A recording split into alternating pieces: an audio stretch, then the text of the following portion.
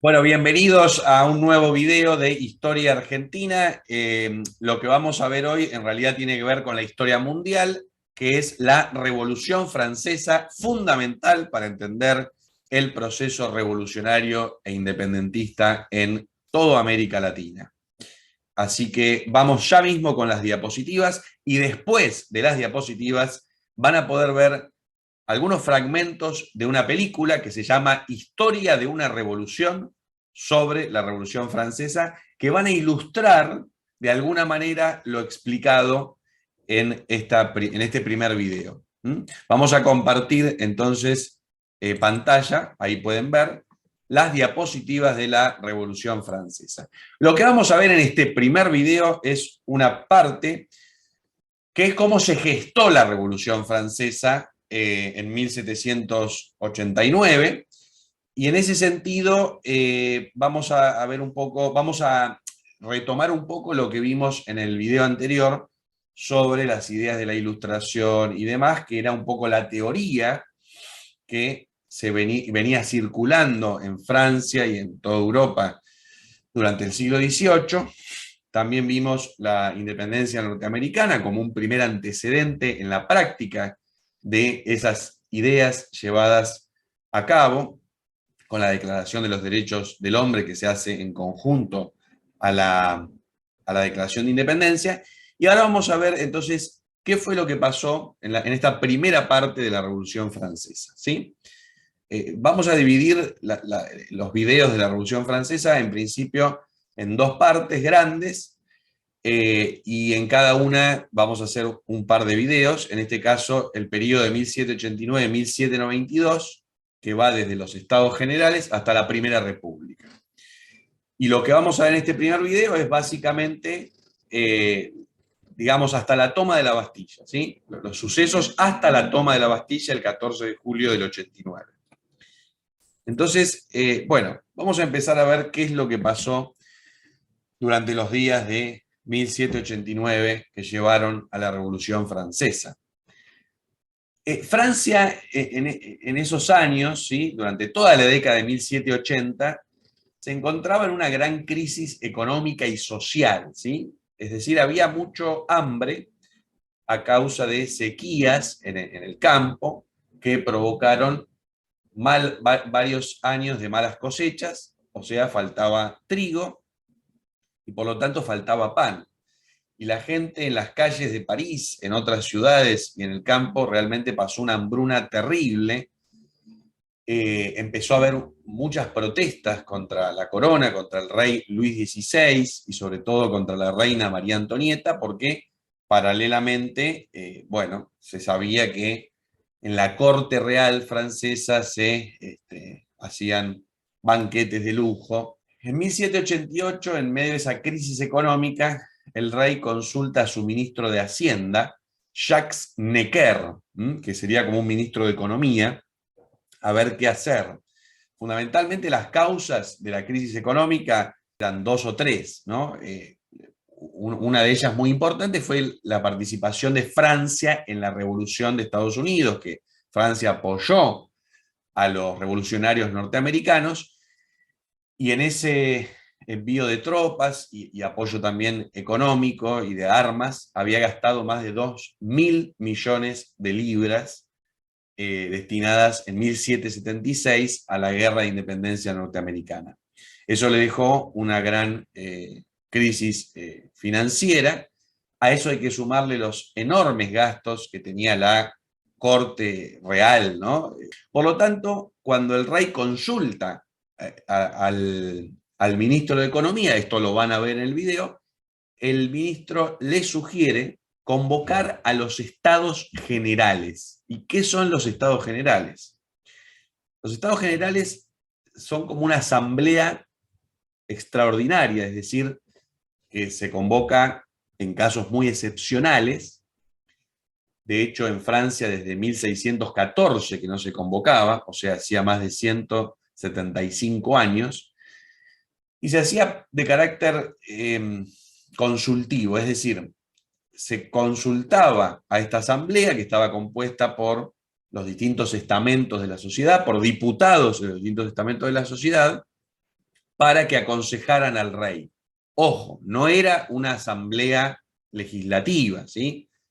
Ni un parlamento. Era una asamblea de carácter consultivo, es decir, no tenía ningún poder, ¿sí? En el video anterior hablamos de la división de poderes. Acá Francia era una monarquía absoluta y el rey Luis XVI tenía los tres poderes, ¿sí? El ejecutivo, el legislativo y el judicial.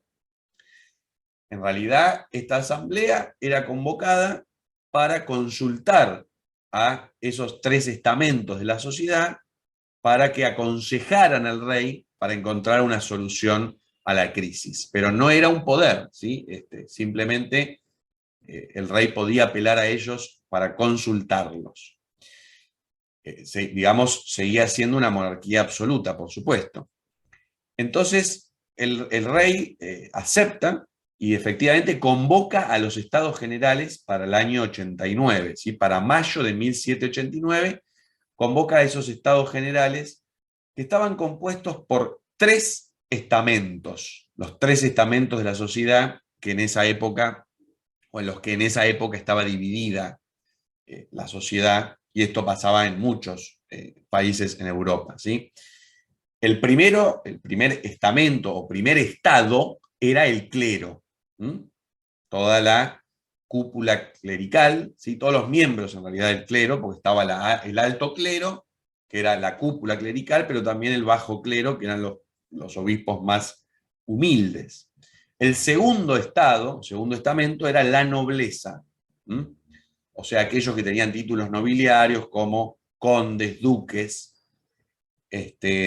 Y el tercer estado era el pueblo llano, que en definitiva, digamos, los representantes que van a ser convocados en realidad van a ser burgueses, ¿no? Van a ser profesionales, propietarios, ¿sí? Pero eran todos aquellos que no eran parte ni del clero ni de la nobleza, ¿sí? El tercer estamento. Supuestamente representaba a todo el resto de la sociedad, que eran el 97% de la sociedad, pero los que eran elegidos en general eran, digamos, pequeños y medianos burgueses, que eran profesionales, o que incluso, como Georges Danton, que tenía su estudio jurídico, sí eran propietarios, pero no eran nobles ni clero. Y en definitiva hablaban, representaban, hablaban en nombre de el resto de la sociedad. ¿Sí? El tercer estado era entonces el pueblo llano y la burguesía. Y bueno, finalmente fueron electos los diputados y se abrió las sesiones el 5 de mayo de 1789 en el Palacio de Versalles. Hay que decir que los estados generales estaban conformados por 1.139 diputados, de los cuales 291 eran del clero, 270 de la nobleza y 578 del tercer estado. Ahora, o sea, el tercer estado tenía más o menos la misma cantidad que los otros dos estados juntos, ¿sí? Los otros dos estamentos juntos. Pero el problema, ¿cuál era? Ahora lo vamos a ver. El problema era que, por más de que eran el doble y representaban al 97% de la sociedad, el tercer estado tenía un solo voto. Se votaba por estamento, ¿no? Un voto el clero, un voto la nobleza y un voto el tercer estado. Y el tercer estado, que era el que más cambios quería hacer para mejorar la situación de la gente, en definitiva representaba al pueblo, estaba en minoría, porque tenía un voto contra dos del clero y la nobleza, que en general votaban juntos y eran más conservadores. La cuestión es que el 5 de mayo se inauguran las sesiones en el Palacio de Versalles, la preside el propio rey Luis XVI, el clero se sienta a la derecha, los nobles a la izquierda y el tercer estamento o estado en el medio. Y el primer debate justamente se centraba en esto, en si se iba a votar por separado cada estamento, entonces era un voto por estamento, 3 votos, o individualmente todos los diputados juntos, o sea, si iba a haber 3 votos o si iba a haber 1.139 votos. ¿Sí? Es decir, lo que se va a debatir durante todo el mes de mayo, es si cada diputado vota individualmente, en cuyo caso el tercer estamento tenía mayoría, porque eran más de 570, frente a los otros dos estados, o si se votaba por estamento, en cuyo caso el tercer estamento quedaba en minoría porque era un solo voto contra dos de la nobleza y el clero. Y bueno, justamente el clero y la nobleza querían voto por estamento, porque eran 2 contra 1. El tercer estado pedía el voto individual, porque además de que tenían una pequeña mayoría respecto a los otros dos estamentos juntos, si sumamos los dos estamentos, el clero y la nobleza, pueden ver que había alrededor de 561 diputados, y los del tercer estado eran 578, pero además muchos del bajo clero iban a votar junto a los del tercer estamento, por lo cual iban a tener mayoría. Pero los dos primeros estados en su mayoría rechazaron este voto por estamento, y por eso el tercer estado quedó de esa manera, su propuesta quedó totalmente invalidada. Llega el mes de junio del 89, y ante esta situación, los miembros del tercer estado deciden convocan a una reunión aparte, o sea, por fuera del Palacio de Versalles, por fuera de los estados generales. Invitan a los diputados del clero y de la nobleza a que se unan a ellos en una asamblea nacional. Esto era un acto totalmente rebelde, porque en definitiva ellos eran convocados por el rey. Ahora, no se podían, de acuerdo a, digamos, a las normas de la corona, autoconvocar.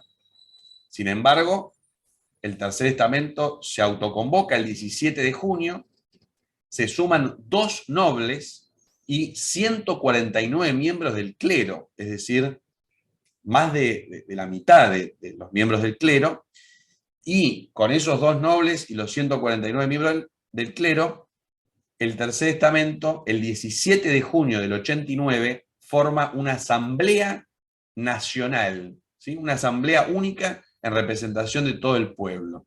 Esto es un acto totalmente revolucionario, digamos que es el primer paso de la Revolución Francesa, lo que podríamos llamar la Revolución Legislativa, que fue, bueno, totalmente pacífica, en donde el 17 de junio se reúnen todos estos diputados del tercer estamento, más los que se suman de los otros 2 estamentos, y forman una asamblea nacional autoconvocada que se proclama como el poder legislativo de Francia. ¿Y por qué decimos que esto es revolucionario?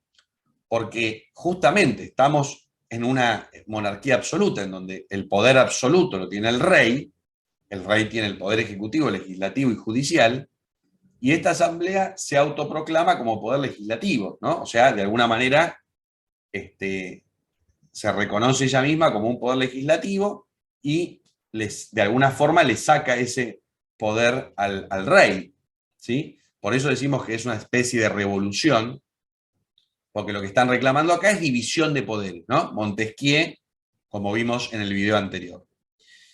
Bueno, enterado de esto, de la formación de esta Asamblea Nacional, el rey queda totalmente indignado, y en ese sentido, el 20 de junio, 3 días después de la formación de la Asamblea Nacional, el rey manda cerrar la sala donde se iba a reunir los estados generales, que por supuesto el tercer estamento estaba incluido, lo mismo los que habían participado del clero y los 2 de la nobleza. Y les prohíbe su entrada a esos representantes, ¿no? O sea, se quedan afuera. Todo esto lo van a ver en la película que voy a compartir a continuación. Entonces, al no poder ingresar en la sala, los miembros de esta nueva Asamblea Nacional se trasladan a otro lugar, que es muy cerca del Palacio de Versalles, que es la sala de juego de pelota, que era una suerte de, algunos lo traducen como tenis, pero era como el frontón, ¿no? O sea, era un deporte que se practicaba en donde se golpeaba se tiraba la pelota contra la pared, ¿sí? El frontón. Llegan a esta cancha de pelota, todos los diputados de esta nueva Asamblea Nacional, de esta Asamblea autoconvocada y rebelde, y encabezados por su presidente, que fue nombrado por todos los miembros, Jean-Sylvain Bailly, hacen un juramento, que acá pueden ver la imagen, ¿no? Una pintura de esto. Se sube a una mesa y pide hacer un juramento de no dejar de luchar hasta darle a Francia una constitución propia, ¿sí? Y fíjense que ahí están todos los diputados de la Asamblea Nacional, es decir, todos los del Tercer Estamento y algunos del clero y unos pocos de la nobleza, pero también pueden ver que hay gente del pueblo que está en los ventanales subida, festejando este hecho que es uno de los más conocidos de la Revolución Francesa, que es el juramento del juego de pelotas. Y esto es el 20 de junio del 89, 3 días después de la formación de la Asamblea Nacional. Por último, para cerrar este primer video, ante esta noticia de que se hizo este juramento de luchar por una constitución, el rey ve nuevamente avasallado su poder absoluto, ¿no? Ya se formaron como un poder legislativo totalmente rebelde frente al poder absoluto de la corona, y ahora dicen que van a hacer una constitución. Entonces, 3 días después, en la sesión del 23 de junio de los Estados Generales en Versalles, el rey desconoce la Asamblea Nacional, desconoce el juramento, rechaza el juramento que hicieron 3 días antes y ordena su inmediata disolución. Y al final de la sesión les pide a todos los representantes de los 3 estados, o sea, esta vez los dejan pasar, que desalojen la sala, lo cual hacen los miembros de la nobleza, muchos del clero, se retiran, pero los de la asamblea, es decir, el tercer estado y la mitad del clero, se quedan en la sala, ya retirado el rey, y de hecho Bailly, el presidente, se sienta a presidir la asamblea. O sea, empiezan a hacer una reunión de la Asamblea Nacional ahí mismo en el palacio. Entonces un guardia les pide que desalojen la sala, como había pedido el rey, y uno de los protagonistas de esta etapa de la revolución, el diputado, el conde de Mirabeau, responde: estamos aquí por la voluntad del pueblo, y solo saldremos por la fuerza de las bayonetas. Y hacen la reunión ahí, incluso el rey le dice que se queden, que hagan lo que quieran, ¿no? Bueno, vamos hasta acá con este primer video. Lo que los invito es a ver esta apasionante película.